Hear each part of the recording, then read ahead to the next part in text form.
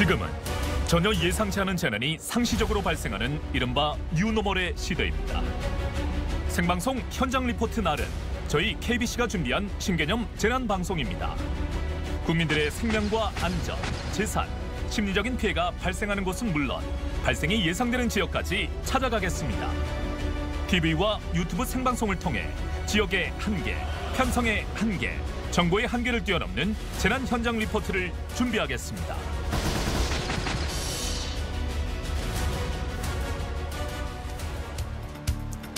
여러분 안녕하십니까? 신개념 재난방송 현장 리포트 날 김재영입니다. 저희가 이번 주와 다음 주는 특별히 지금까지 다뤘던 재난 이슈들을 테마별로 종합해서 정리한 스페셜 편을 준비했습니다. 오늘은 글로벌 기후 이상 현상으로 갈수록 강도도 세지고 또 빈도도 잦아지고 있는 기후 재난에 대해서 준비를 했습니다. 첫 번째로 준비한 주제는요, 6월 16일에 방송했던 가뭄인데요. 지금 전 지구적 가뭄으로 농작물 피해뿐만이 아니고 일상적으로도 어려움을 겪는 분들이 참 많아졌습니다. 여기에다가 폭염까지 겹치면서 정말 전 지구적인 재난이 됐습니다. 가뭄의 원인부터 피해 대책까지 자세하게 다뤘던 2회 가뭄편 함께 보시죠. 1973년 이후 50년 만에 전남으로 최악의 가뭄이 찾아왔습니다. 기상청에 따르면 지난 5월 한 달 동안 전국 평균 강수량은 5.4mm로 평년의 5.7% 수준에 그쳤습니다. 그중에서도 전남 지역에 내린 비는 2.9mm에 그쳤습니다. 1991년부터 2020년까지 평년 5월 강수량 118.6mm에 비교하면 2.44%에 불과한 수치입니다. 이로 인해 저수지가 바닥을 드러냈고 지하수가 고갈되면서 논밭 작물들은 말라 죽고 있습니다. 바짝 말라가는 저수지와 논밭 작물들을 보며 농민들의 마음도 타들어가고 있는 상황입니다. 극심한 가뭄으로 농업용수는 물론 일상생활에 필요한 생활용수 공급에도 차질을 빚고 있습니다. 완도나 신안 등 전남 일부 도서 지역은 계속되는 가뭄으로 4일에서 5일 동안 단수 조치가 시행되기도 했습니다. 가뭄 피해를 줄이기 위해 지자체가 총력 대응에 나서고 있지만 가뭄이 장기화되면서 농가 피해가 더 심각해질 것으로 예상됩니다. 네, 이 가뭄이 요즘에 정말 심각하다 보니까 심각도에 따라서 이 행동 요령이나 대책이 좀 달라질 것 같거든요. 어떻습니까? 저희들이 이제 전 세계 글로벌 스탠다드로 재난을 4단계로 나누어졌습니다. 네, 뒤쪽에 나와 있죠. 보시는 바와 같이 관심, 주의, 경계, 심각 저렇게 4단계로 나누어졌고요. 예컨대 태풍이 적도 지방에서 올라온다. 그러면은 예를 들어서 필리핀 반도에 있는데 우리가 뭐 노란색 민방위복이 있고 엄청나게 야근 할 필요가 없지 않습니까? 그렇죠. 그때는 이제 관심 단계, 제주도까지 올라오면 주의 단계, 점점 관심, 주의, 경계, 심각 단계로 이렇게 가는 거거든요. 네. 재밌는 것은 이제 저런 한글을 또 모를 수도 있기 때문에 색깔로 저렇게 구분을 해놨습니다. 위에서부터 조금씩 이제 심각해지는 점점 단계인 거죠? 빨갛게 이렇게 되는 거죠. 그래서 점점 이제 중앙 정부와 지방 정부 그리고 국민들이 절수를 한다라든가 이런 것들을 중앙 정부의 통제에 맞춰줘야 되는 거죠. 사실 교수님 말씀을 듣다 보니까 어쨌든 대책이나 행동 요령이 뭐 정해져 있겠지만 사실 이게 좀 피해를 보는 주민들이 이 피해를 좀 감수해야 되는 부분이 많지 않나 싶은데요. 오롯이 사실은 모든 재난에 우리 국민 여러분께서 잘못 알고 계시는 게 대한민국 헌법 제34조 6항에 보면 국가는 재해를 예방하고 그 위험으로부터 국민을 보호하게 하기 위해 노력해야 한다라는 조항이 있습니다. 네. 그러나 그것은 국가적인 책무이고 결국은 내가 교통사고가 나든지 내가 어떤 화재가 발생하든지 지진에 발생하든지 하면 결국은 피해는 내 거지. 네. 결국은 재난관리는 줄탁동시로 중앙정부나 국가와 그다음에 국민이 혼연일체가 되어줘야지 이거 내 생명을 국가에 맡겨서는 안 되는 거죠. 그렇습니다. 사실 이 가뭄으로 인해서 피해를 참 많이 보는 나라가 또 있을 것 같은데 다른 나라의 가뭄 대책은 어떻게 좀 진행이 되고 있습니까? 지금 전 세계 가뭄이 굉장히 심각하게 아프리카 케냐 같은 경우는 굉장히 심각하거든요. 저도 네네. 아프리카 케냐 가뭄 연구하러 한번 갔다 온 적이 있는데 굉장히 심각합니다. 그러니까 각 나라마다 그 나라마다 그 재난의 특성에 맞춰서 정책이 좀 틀린데요. 예컨대 호주 같은 경우는 재밌는 게 이 호주는 재난 그러면 산불 아니면 가뭄입니다. 걔네들은 그 그 재난 유형 두 가지가 굉장히 큰 재난인데 그중에서 가뭄 같은 경우는 중앙 정부보다는 국민 스스로 하게 여러 가지 정책이 많이 만들어져 있고요. 영국 같은 경우는 최근 40년 동안 가뭄이 굉장히 심각했어요. 그러다 보니까 이게 이제 반복된 이 재난에 노하우가 쌓여가지고 재밌는 것은 중앙 정부 체제로 가는 것이 아니라 지역 단위로 우리로 얘기하면 4대강에 보면은 영산강, 금강, 한강, 유역환경청 각 유역환경청이 있거든요. 네네. 그 유역환경청에 모든 책임과 권한을 주는 그런 정책을 쓰고 있고요. 독일 같은 경우는 그 재밌는 게 지금 우리나라도 마찬가지지만 물이 부족할 때는 어떻게 됩니까? 관종을 뚫어가지고 지하수를 쓰지 않습니까? 네. 결국 이 지하수도 언젠가는 고갈이 돼버리거든요. 그렇기 때문에 독일 같은 경우는 지하수를 쓰는 양만큼을 빗물을 그대로 정수해서 땅속으로 내려가게 하는 네네. 그런 것을 정책화하고 있거든요. 네. 이 세 가지를 전부 다 저희들은 좀 벤치마킹 해볼 필요가 있을 것 같습니다. 이 잘 좀 대처가 되고 있는 나라들의 상황을 좀 지켜보면서 저희도 좀 잘 대책이 좀 마련이 됐으면 좋겠습니다. 사실 가뭄하면 가장 큰 피해를 보는 분들은 농민분들이잖아요. 네네네. 최근 이 가뜩이나 인건비도 오르고 물류비도 오르고 유가도 올라서 농민분들의 상황이 좋지 않은데 작황까지도 어려운 상황이 되면서 농민분들의 시름이 조금씩 깊어지고 있습니다. 이번 가뭄으로 인한 농작물 피해가 얼마나 심각한지 저희가 영상으로 확인해 보겠습니다. 가뭄이 장기간 지속되면서 전남에서도 농작물 피해가 커지고 있습니다. 전국 제1의 양파 생산지인 무안. 이곳 농민들은 양파에 제대로 물을 주지 못해 어려움을 겪고 있습니다. 네, 저도 농사에 접한 지가 한 30여 년 되는데 수년 동안 해오면서 올 같은 가뭄은 제 농사 짓는 감에서는 처음이라고 생각이 들고 농가로서는 진짜 두 손 두 발 놓을 수밖에 없네요. 무엇을 설명해? 봄부터 가뭄이 이어지면서 양파의 크기와 수확량이 모두 줄어든 상황입니다. 구가 형성이 안 되는 바람에 수확량이 엄청나게 줄었어요. 작년에 한다면 우리가 한 200평에 한 250망 정도를 생각했는데 올 같은 데는 턱없이 모자란 200망 이하로 그 수준으로 농사가 지어진 것 같아요. 논농사를 짓는 농민들 역시 가뭄으로 인해 힘들게 심은 모가 말라 죽는 피해가 발생했습니다. 예년 비해서 반 정도나 보고 예상을 하고 농사를 지금 시작을 하거든요. 물 갖고 이렇게 심각해 본 일은 올해 처음이에요. 여기에 최근 발생한 우크라이나 사태와 기후 위기로 인한 식량난까지 연이어 발생하면서 농산물 물가는 연일 오르고 있습니다. 특히 양파와 마늘 같은 채소의 가격은 작년에 비해 전반적으로 인상되고 있는 상황입니다. 마늘 양파 가격이 조금 올랐다고 해서 농민들은 크게 이익 본 것도 사실상 없습니다. 가뭄 피해 때문에 수확량이 엄청나게 많이 이제 떨어졌고요. 농산물 가격이 농가 물가 상승의 주범으로 이렇게 생각하고 있기 때문에 조금 오르다 싶으면 이거 수입을 해가지고 상당히 농민들을 어렵게 만들거든요. 앞으로 봄, 여름 평균 기온이 상승됨에 따라 가뭄은 더욱 심화될 것으로 전망되는데요. 피해 농민들을 위한 장기적 대책 마련이 시급합니다.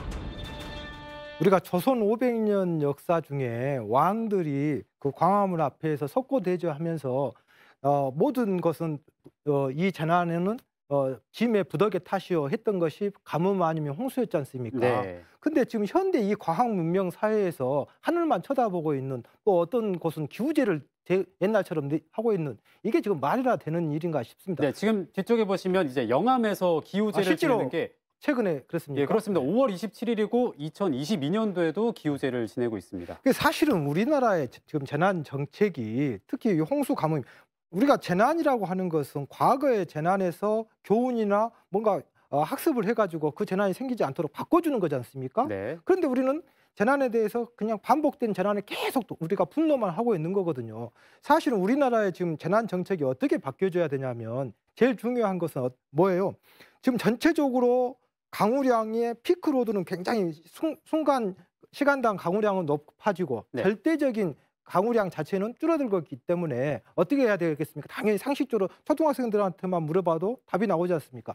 있는 물을 4대강을 통해서 빨리 나가게 하는 재난이 물폭탄이기 때문에 무서우니까 빨리 4대강으로 보낸 것도 중요하지만 그것을 가둬가지고 그 다음날 써야 되는데 몇 년 전에 그 볼라벤, 덴빈, 삼바가 왔었던 한 해에 태풍이 5번 온 적이 있거든요. 네네. 그 해에 10월 달에 뭐 걱정했냐면 가뭄 걱정했거든요. 네. 그러니까 엄청난 물폭탄에 우리는 그냥 바다로 보내버리고 이제 또 물이 부족하니까 가뭄 걱정하는 이런 시대에 와 있어요. 그래서 저는 대안으로 저수지라든가 네, 뒤쪽에 예. 지금 화면이 나오고 있습니다. 예. 지금 사실은 일제강점기 때 굉장히 일본 친구들이 보면은 일본 애들이 이 저수지를 많이 만들어 놨거든요. 네네. 우리나라의 기후 특성을 이 친구들이 알고 저수지를 많이 만드는 거예요. 그런데 이제 현대 사회에서는 그런 것들을 산이라든가 이런 거에다가 저수지를 만들 뿐만 아니라 광주광역시 같은 경우는 지금 백운동 로타리라든가 또 광천동이라든가 광산구 일부 지역의 저지대가 상습 침수가 되고 있지 않습니까? 네, 그렇죠. 일본 같은 경우는 그런 도로 밑이라든가 초등학교 운동장 밑이라든가 혹은 그 공원 밑에다가 한 50m, 100m를 깊이 파가지고 거기를 텅 비워놔가 콘크리트 텅 비워놔가지고 평상시 때는 그 위에 덮어가지고 인조 잔디 구장으로 운동장을 쓰지만 이머전시 상황이 되면 그 구에 서구나 광산구에 들어오는 모든 물을 잉여물을 빗물을 거기다 가둬가지고 나중에는 도로라든가 화단에다가 쓰는 그걸 우리가 저류 시설이라고 하거든요. 서울 같은 경우도 지금 광화문 청사라든가 대치동에 얼마 전에 침수했잖아요. 네. 그 이후에 그러한 시설들을 많이 했거든요. 저는 좀 이러한 것들을 선제적으로 해서 이 물들을 활용할 수 있도록 했으면 좋겠어요. 네, 지금 가뭄 재난은 저희가 뭐 도서 지역을 살펴봤지만 네. 도서 지역만의 문제가 아니고 도심 지역도 상당히 심각한 상황입니다. 특히 광주 지역을 놓고 봤을 때 광주 상수원 중 하나인 주암호의 저수율이 50%도 되지 않고요. 풍암 저수지도 눈에 띄게 수위가 많이 낮아졌습니다.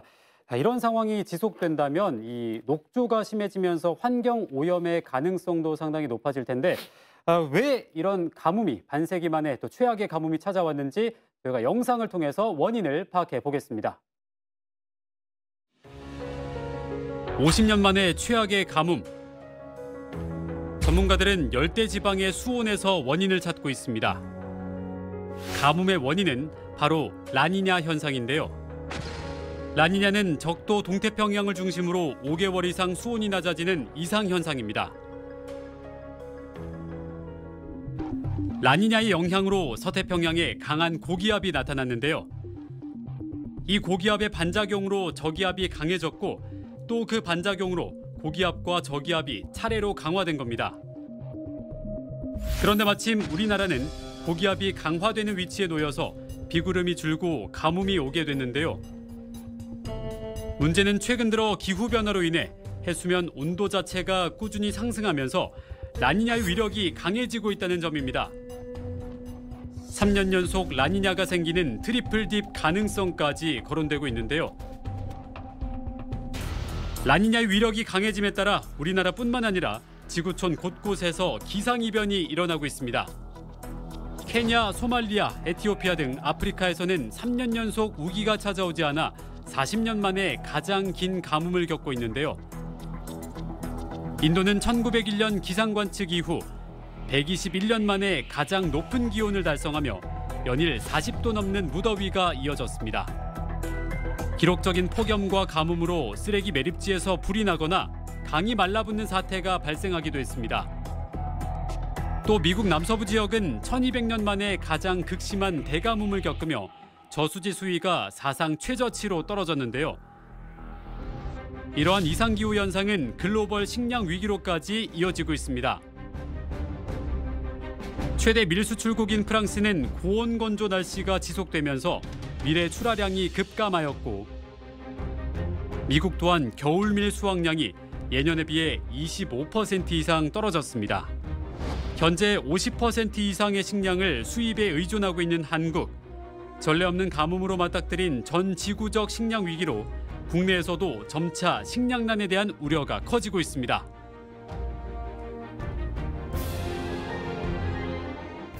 기후위기와 식량위기가 정말 심각한 상황인데 우리가 이 대재앙 시대를 맞아서 어떻게 좀 대처를 하면 좋을까요? 근데 이제 방금 우리 이런 얘기 하지 않습니까? 지금 4차 산업혁명 시대다. 우리 과거에 1차 산업, 2차 산업, 3차 산업을 거쳐서 4차 산업혁명 AI를 중심으로 그래서 광주에서 이제 미래 먹을거리로 이 선점해서 AI 중심 도시 한다고 했잖아요. 네.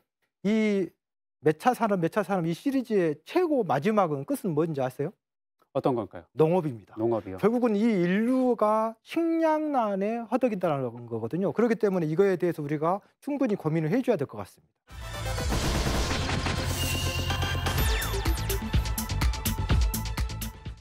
네, 다음은 산사태입니다. 최근 집중호우와 태풍까지 잦아지면서 매년 여름철마다 산사태로 인한 피해가 갈수록 커지고 있는데요. 산사태 원인 분석부터 안전 행동 수칙까지 심층 취재한 산사태 편 함께 보시죠.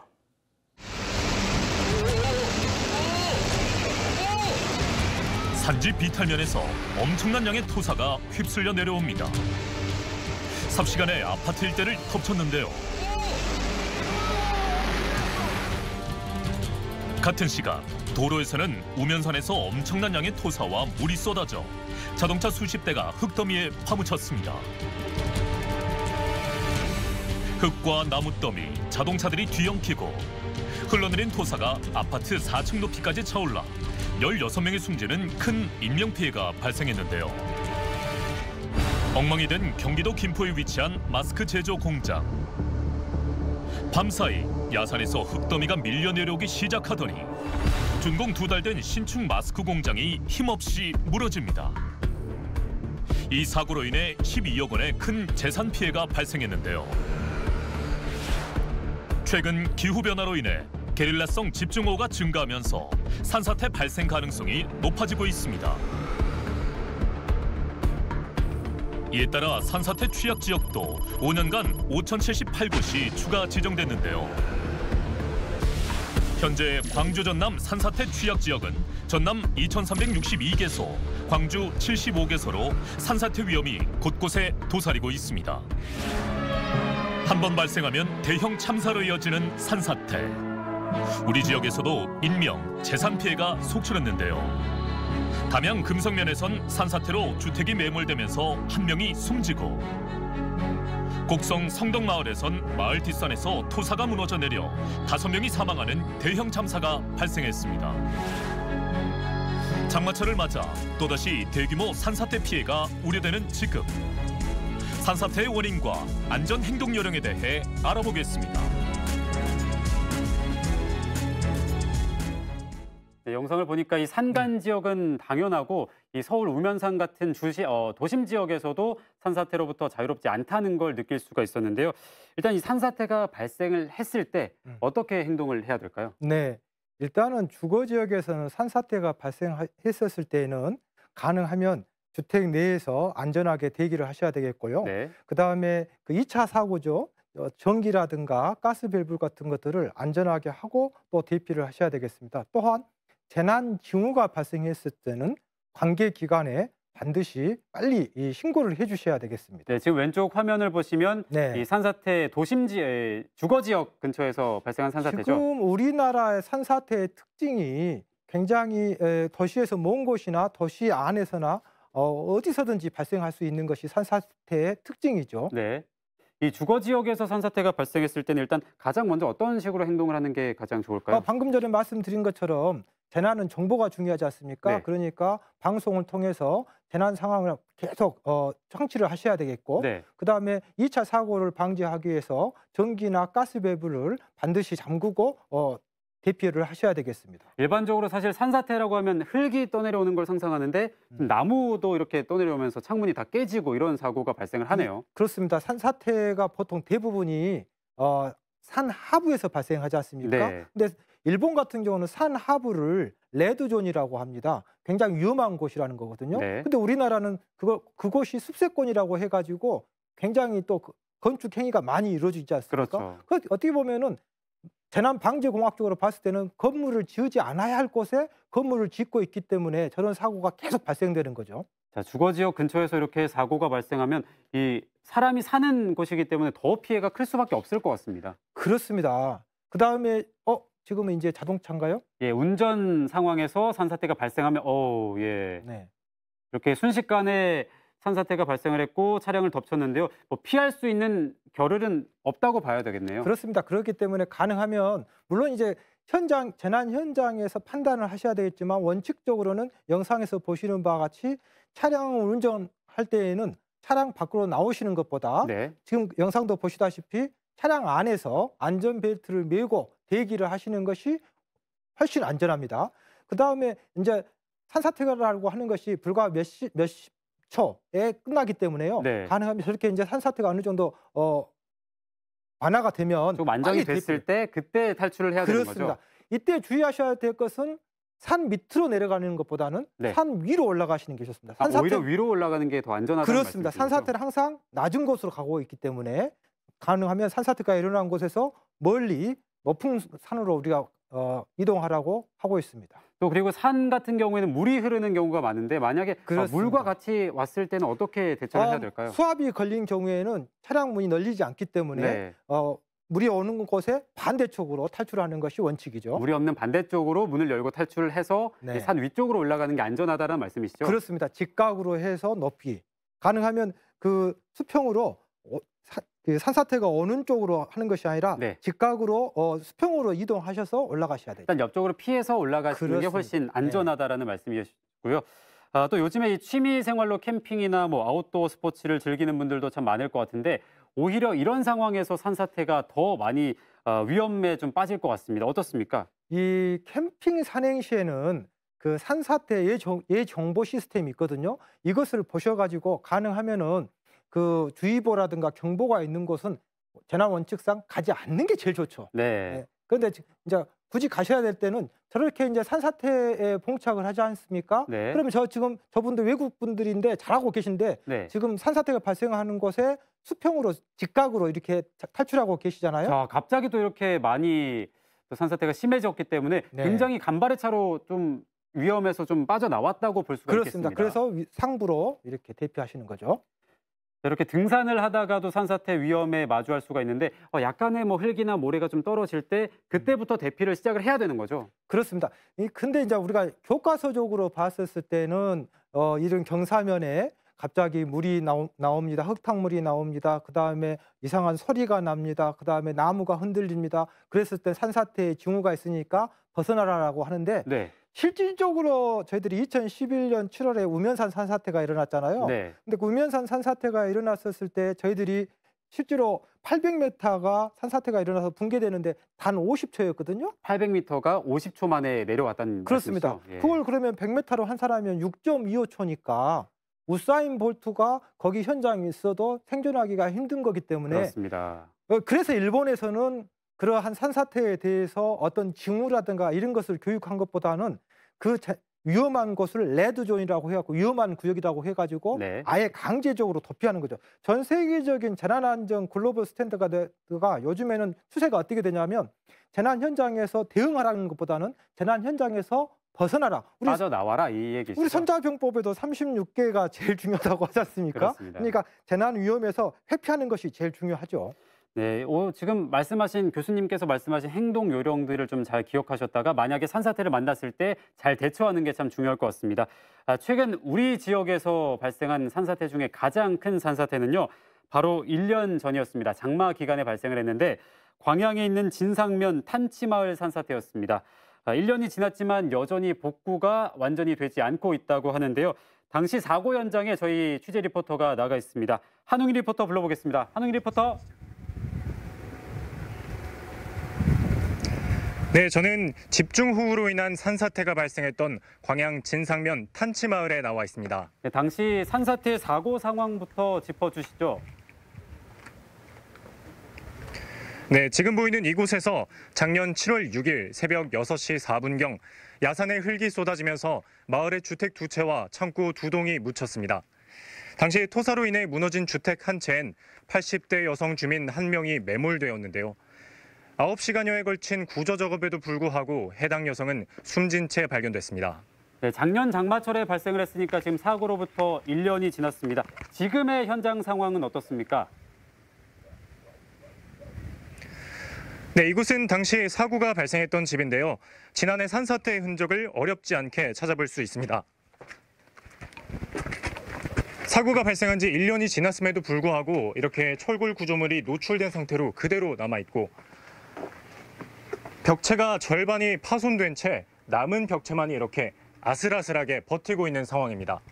자세하게 좀 더 살펴보시겠습니다.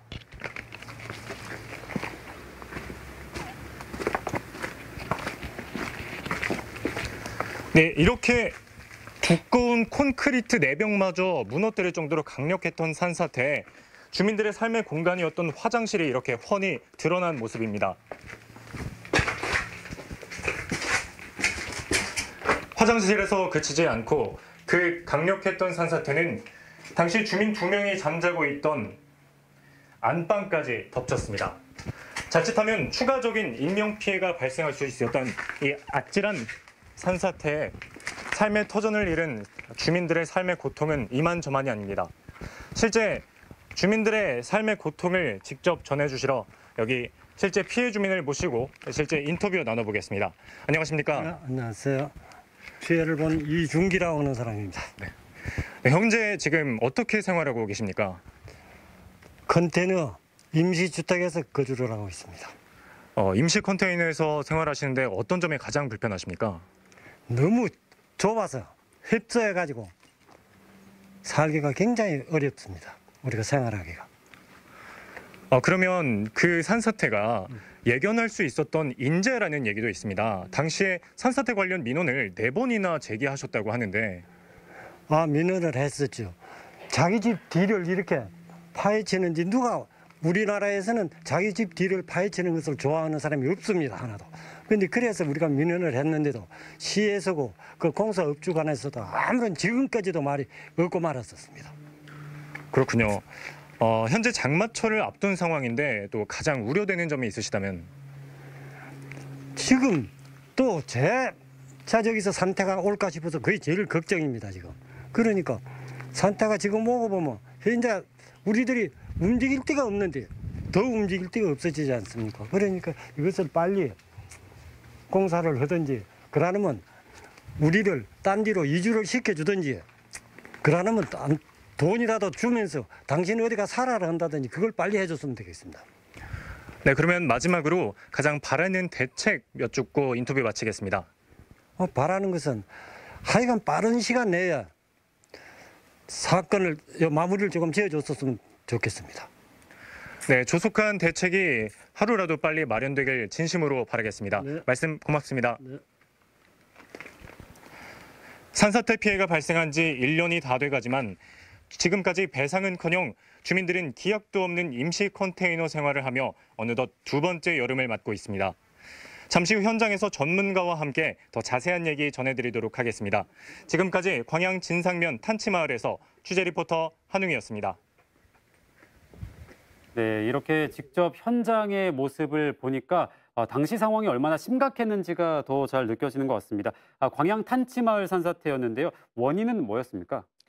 글쎄 이제 원인도 중요한데 저는 지금 방금 영상을 보면서 조금 화가 나는데 저희들이 우리 국가나 중앙정부나 지방정부가 있는 이유가 뭐죠? 최소한의 재난안전은 저는 선제적인 복지요, 선제적인 행정이라고 저는 생각합니다. 네. 그러니까 국가가 국민한테 교육, 인권, 복지, 노동, 환경 많은 것을 부여해야 되지만 국민의 생명과 재산이 제일 중요한 거 아닙니까? 네.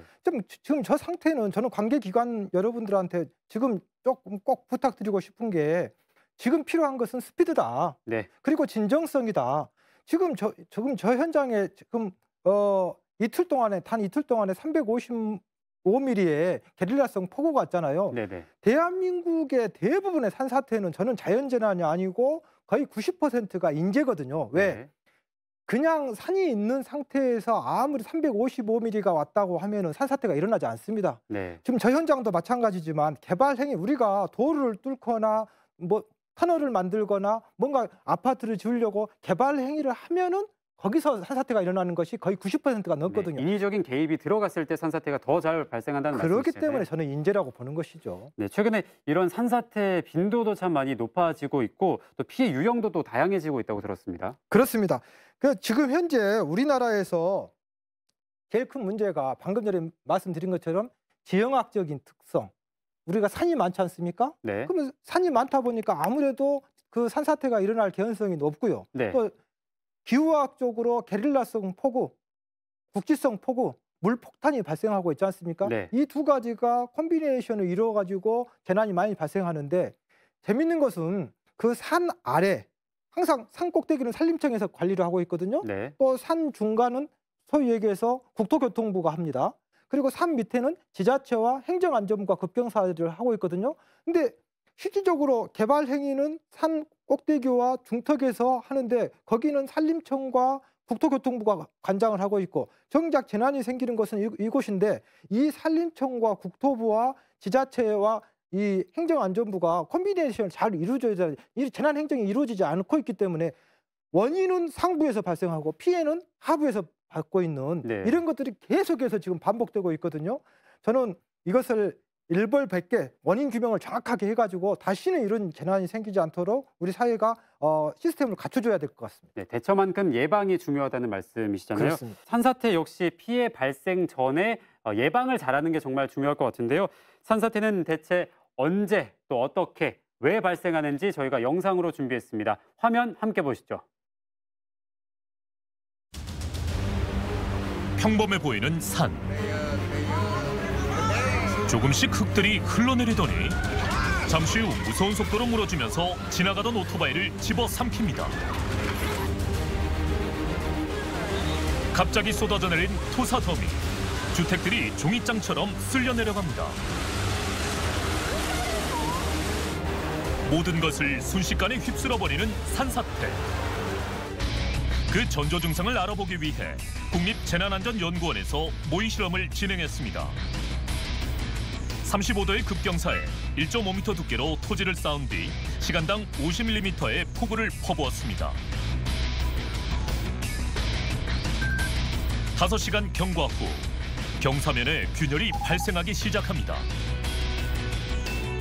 다시 3시간이 지나고 경사면 아래쪽으로 흙탕물의 양이 치솟기 시작하는데요. 얼마 되지 않아 흙더미가 완전히 무너져 버립니다. 평소보다 많은 양의 이런 새굴이 발생을 해가지고 이렇게 토사 유출이 발생을 한다든가 바람이 그렇게까지 막 부는 건 아닌데 얘들이 나무가 막 심하게 움직인다든가 그래서 잡고 있던 흙들이 떨어져 나가면서 돌멩이 같은 것들이 갑자기 많이 굴러 떨어져 내린다든가 이랬을 때는 빨리 대피를 하는 게 낫겠죠. 그렇다면 산사태 발생 원인은 무엇일까요? 흙입자들은 본래 수분이나 식물 뿌리의 힘을 통해 결석됩니다. 하지만 폭우나 진동, 산림 훼손으로 인해 그 결속력이 떨어지면 경사면이 무너져 내리게 되는데요. 때문에 산림을 파괴하고 땅에 잦은 진동을 유발하는 난개발이 산사태의 주요 원인으로 꼽히고 있습니다.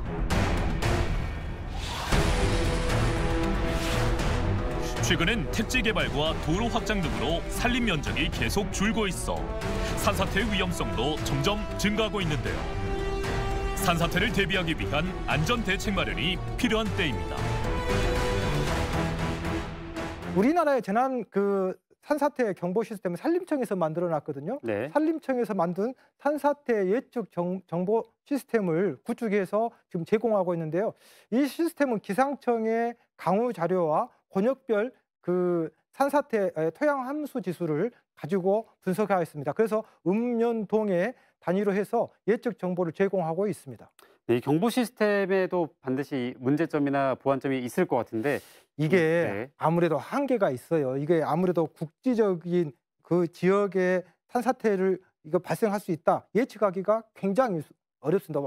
마치 과거에 기상청에서 기상청 운동이 한 날 비가 왔다 온 것처럼 굉장히 맞히기가 힘들거든요. 그래서 이것은 기초 자료로 활용하시고 앞으로 이것에 대해서 더 연구해가지고 좀 더 정확한 데이터가 될 수 있도록 노력을 해야 될 것 같습니다. 네, 그럼 마지막으로 이 산사태가 발생했을 때 안전 행동 요령 짧게 소개를 좀 부탁을 드리겠습니다. 일단은 방금 말씀 주시는 바와 같이 재난은 관심이 제일 중요하고 또 재난에 대한 예산이 충분해야 됩니다. 이렇게 예산을 안전하려면 돈이 충분히 들어가야 되고 안전하려면 충분한 시간과 진정성이 필요한 거죠. 네. 그리고 이 호우가 발생했을 때는 재난 방송이나 뉴스를 항상 켜놓으시는 것도 좋을 것 같고요. 네. 위험 지역에 거주하거나 방문하시는 분들은 스마트 산림재해 어플을 까는 것도 맞습니다. 상당히 좋은 방법이 될 것 그렇습니다. 같습니다. 이 어플을 깔면 어떤 정보들을 좀 받을 수가 있을까요? 지금 그 기상 기후라든가 이런 것들이 전부 다 실시간으로 업로드가 되고 있기 때문에 네네. 굉장히 유용합니다. 상시적으로 배수로나 피난로를 확보를 해서 만약에 산사태가 발생을 했을 때 어디로 피난을 갈지도 좀 계속해서 체크하시는 게 좋을 것 같습니다.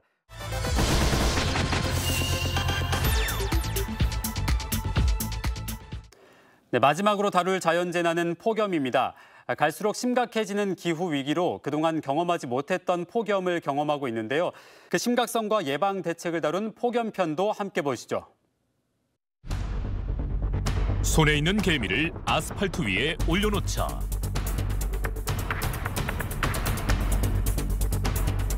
뜨거움을 견디지 못하고 3초 만에 타 죽습니다. 자연 발화한 가로수에선 연기가 뿜어져 나오기 시작하는데요. 149년 만에 최악의 폭염이 찾아온 중국의 모습입니다. 영국에선 최고 기온이 40도까지 치솟으면서 선로가 뒤틀린 것도 모자라 불이 붙기도 하고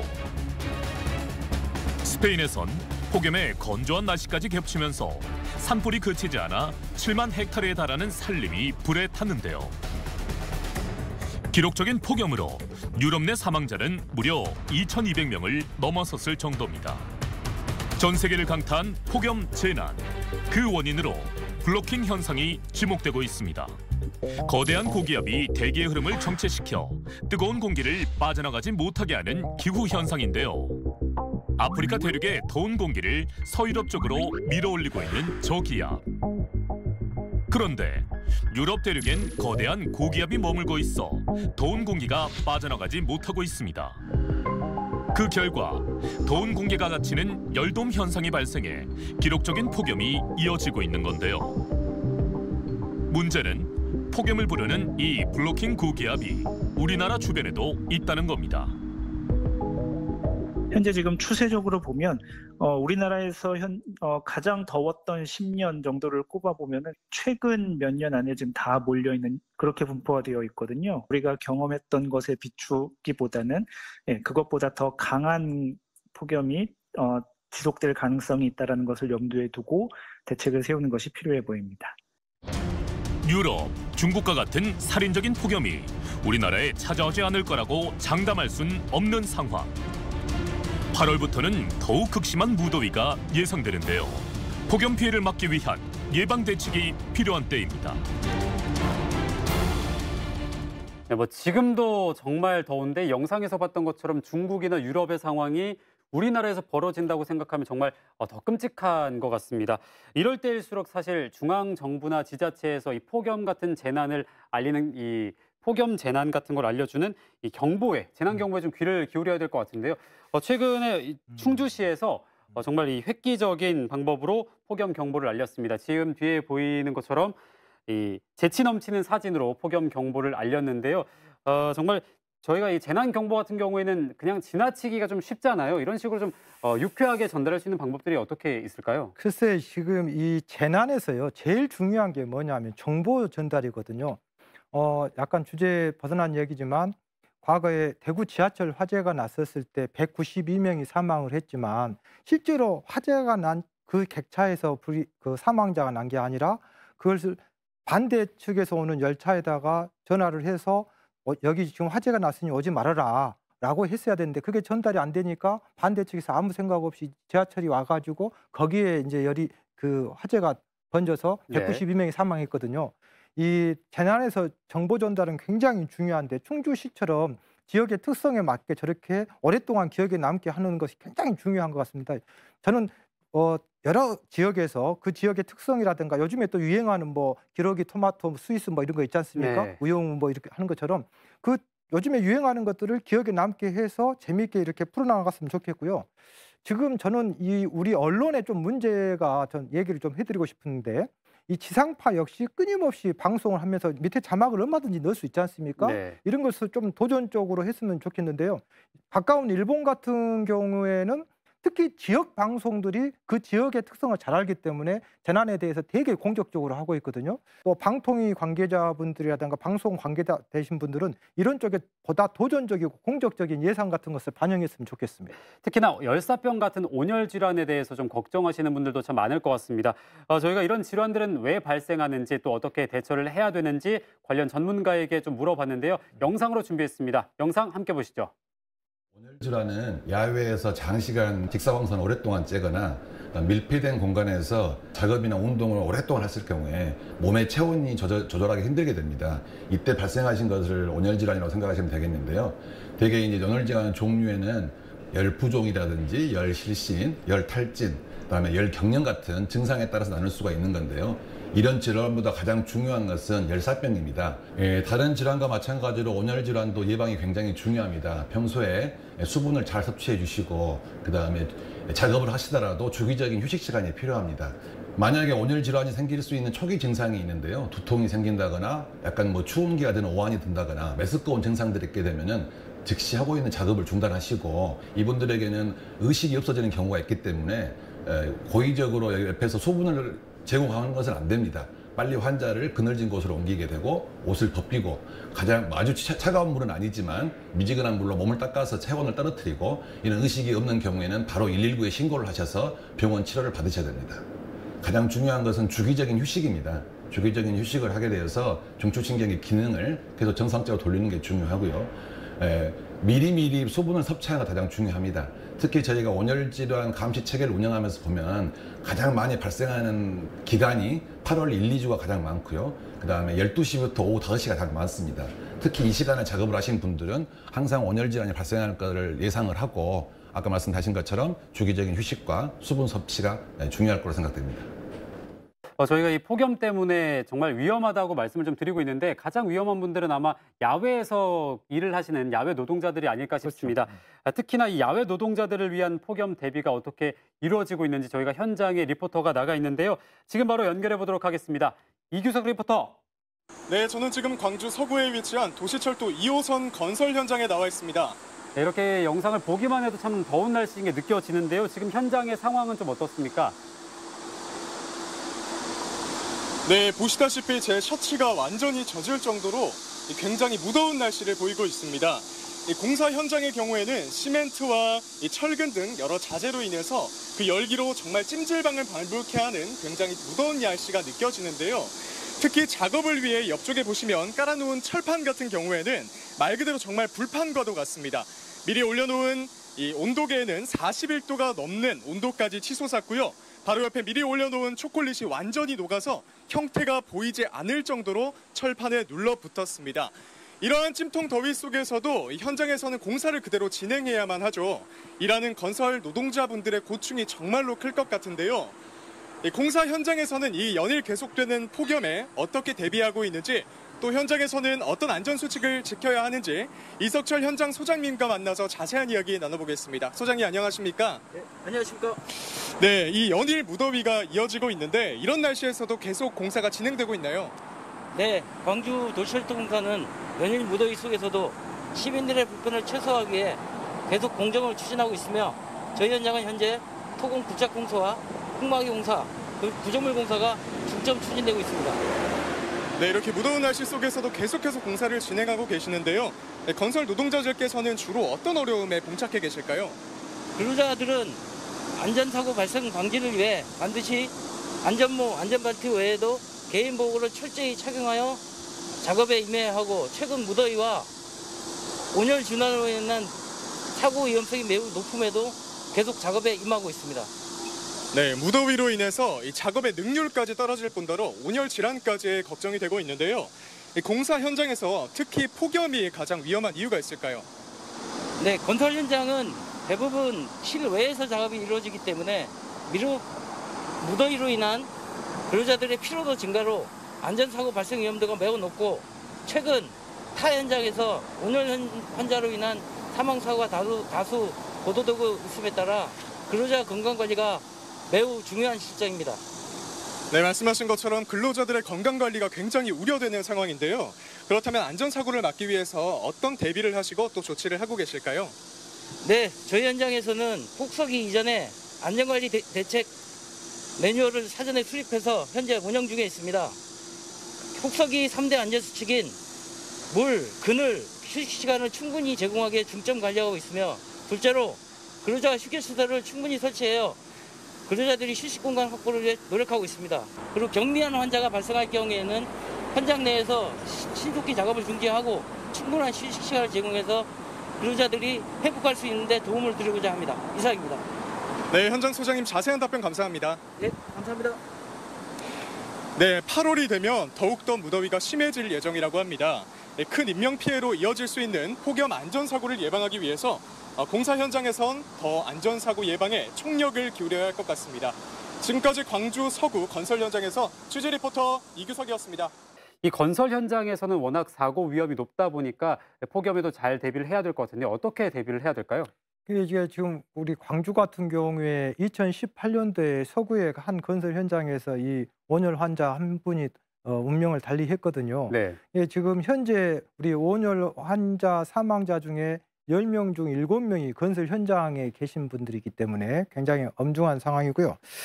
실제로 근로 현장에서 35도 이상이었을 때는 공사를 해야 된다라는 이 규정이 사실은 권장 사항이지만 잘 지켜지지 않고 있죠. 권장 사항이기 때문에. 네, 강제가 없다는 얘기. 그렇습니다. 그렇죠. 또 방금 영상에서 나왔지만 지금 방금 그 영상에 있는 그 건설회사는 굉장히 베리 나이스한 현장이에요. 제가 영상을 이렇게 보니까 굉장히 네. 잘하고 있는 현장인데 8월 18일부터 오는 8월 18일부터 지금 모든 현장에 이 휴게실을 아까 전에 그 냉방이 돼 있는 컨테이너로 만들었다고 하는데 네. 굉장히 좋은 환경인데 이게 문제가 뭐냐면 일정 규모 이상의 인원과 공사 규모가 큰 건설 현장 전체 건설 현장의 6%만 여기에 해당하기 때문에 네. 지금 그게 문제인 거거든요. 쉽게 설명해서 비행기 사고가 더 많이 나느냐 중국집에 오토바이 사고가 더 많이 나느냐 구조물이 크다고 해서 어떤 현장이 크다고 해서 사고가 뭐 더 나고 조그만한 데서 안 나는 게 아니지 않습니까? 그렇죠. 그래서 이런 관련된 법들을 좀 우리가 정비를 해야 되겠고 우리 지금 중대재해처벌법에 보면 이 폭염 역시 중대재해로 되어 있거든요. 그런데 방금 얘기한 것처럼 이런 식으로 좀 꼼꼼하고 뭔가 체계적이고 항구적인 그런 어떤 규정이라든가 대책을 세웠으면 좋겠습니다. 이제 뭐 말씀하시다 보니까 좀 아쉬운 점들이 좀 몇 가지 보였던 것 같은데요. 네. 혹시 참고할 만한 해외 사례들이 있다면 좀 소개를 해주실까요? 일단은 여러 나라가 여러 개가 있는데 영국 같은 경우는 일단 25도에서 27도가 넘어가면은 공사를 중지한다라고 하는 최고 온도법을 요즘에 논의 중에 있고요. 네. 일본 같은 경우에는 27도 이상이 되면 야외 이 근로를 하지 말게 하는 캠페인을 하고 있고요. 제일 재밌는 게 아랍에미리트 같은 경우는 굉장히 덥지 않습니까? 네. 참고로 아랍에미리트 제가 또 그 재난 때문에 한번 가본 적이 있는데 네. 공항에서 내리자마자 무슨 한증막 들어가듯이 그냥 얼굴이 확 뜨거워질 정도로 엄청 뜨겁거든요. 네. 그런 곳에서 굉장히 이 온열 환자들이 많으니까 그 아랍에미리트에서는 6월부터 9월까지 가장 더울 때 낮 12시 반부터 오후 3시까지 2시간 반 동안은 모든 특히 그 야외 건설 근로자라든가 경비하신 분들 혹은 그 배달하신 분들 이런 분들을 전부 다 아예 노동을 못하게 해놨죠. 네. 만약에 그걸 지켜지지 않았을 때는 1,500만 원의 벌금이라든가 영업 정지까지 시키니까 굉장히 네, 규제를 정말 강하게 엄청나게 강하게. 우리나라도 사실 많이 더워진다면 이렇게 규제가 좀 강해지지 않을까 걱정스러운데요.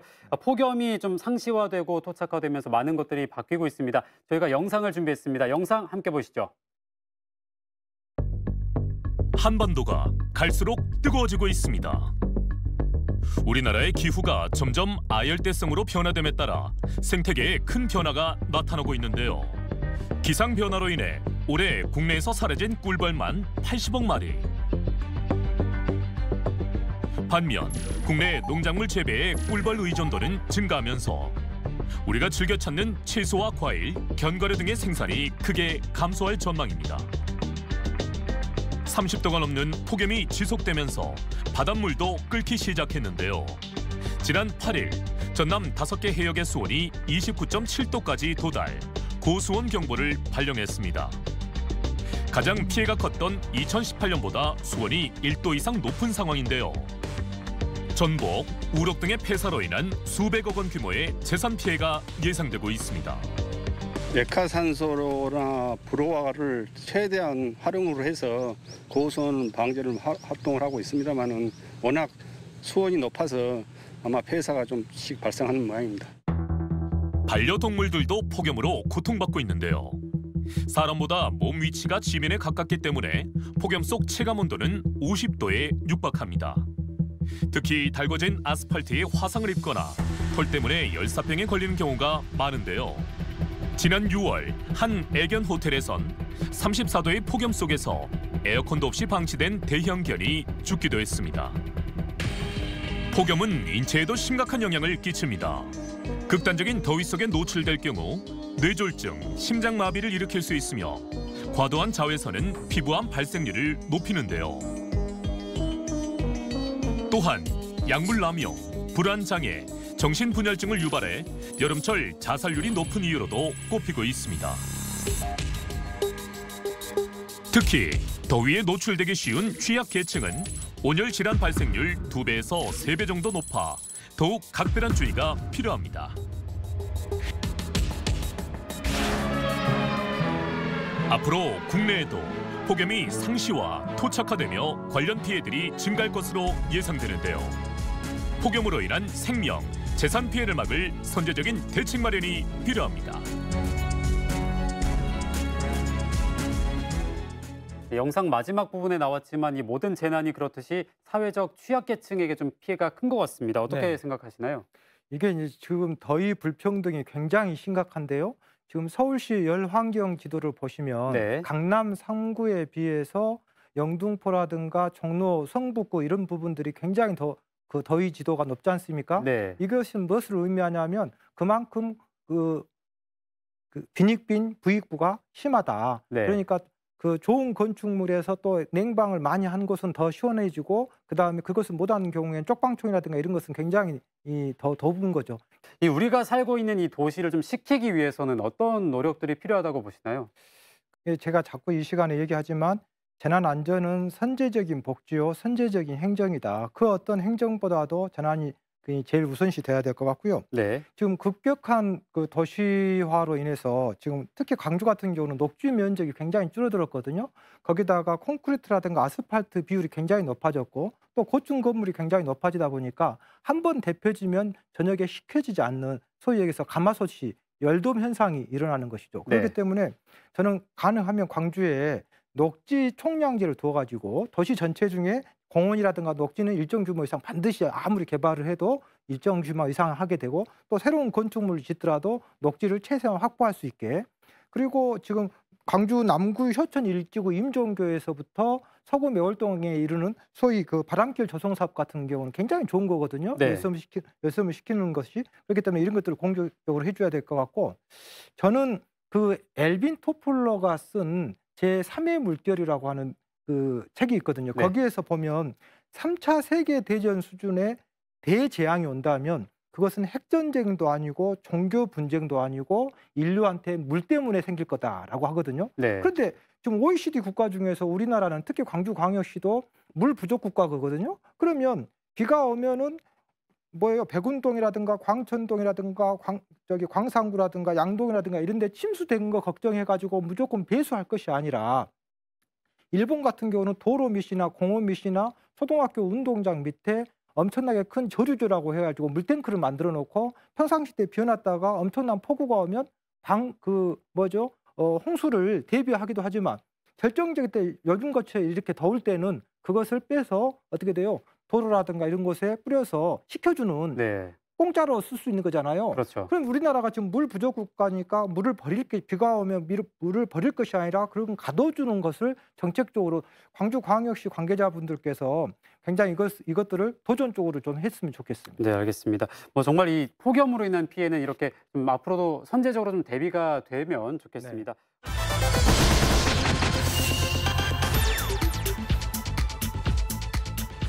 네, 오늘은 기후위기로 인한 자연재난에 대해서 자세하게 알아봤습니다.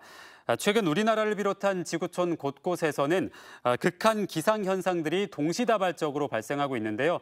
KBC 현장 리포트 날은 기후재난의 경각심을 일깨우고 또 시청자들의 안전과 생명을 지키는 다양한 예방책에 대해서 심층 취재하고 보도해드리도록 하겠습니다. 저희가 준비한 소식은 여기까지입니다. 저희는 다음 주 목요일에도 찾아뵙도록 하겠습니다. 지금까지 시청해주신 여러분 고맙습니다.